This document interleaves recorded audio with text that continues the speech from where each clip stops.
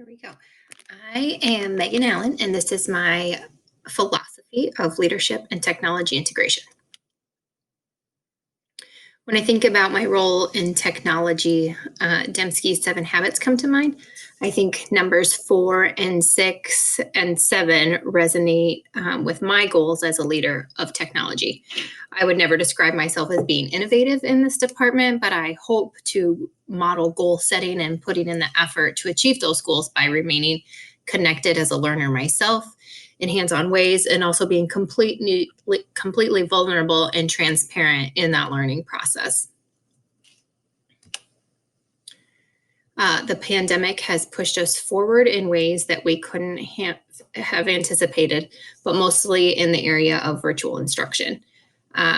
I've seen a lot of implications with district leadership on the levels of how we communicate with all staff through a global pandemic. And also, we've moved completely to professional development in virtual ways. So, whereas before we would all meet in a building that can house all of our teachers, now we do all online and virtual modules with ways to show completion. I've also seen a lot of implications with building leadership, again, in the areas of communication, not only with staff, but also with families, and with the number one priority being to get the students and families access to technology so that they're able to participate in the education.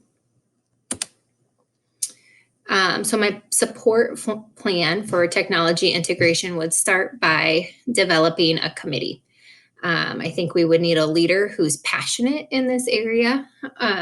There are lots of people who are passionate. I would not describe myself as that. And being a building leader, I think it's wise to have many different leaders leading their committees and not taking on all of that leadership yourself. The committee could be open to all, but maybe recruit those who are naturally talented in the area of technology integration. Once that committee is formed, they should define goals and then strategically plan for implementation. Research tells us that it takes 3 to 5 years to see any kind of change. So I think that stretching that plan out over a 3 to 5 year time period is best for all people involved. And then, of course, progress monitoring the goals as time goes on.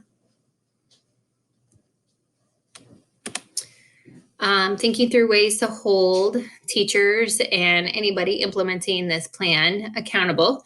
I think the best way would be to embed it within the school improvement plan, and then update in Waterloo. Anyways, we update our school improvement plan monthly with artifacts of implementation. So I think it would be good for that committee or that committee leader to show evidence of that each month by linking in some evidence into our school improvement plan. I think the meetings with the committee should be about quarterly, and both with a reflection on what we've achieved and then our next steps, especially with what needs to happen in the area of professional development, as I see that being the biggest task of this committee. When it comes to the people who are implementing the learning, they would require specific feedback regarding the implementation. So that could come in a variety of ways, but 2 ways that come to mind are lesson plans.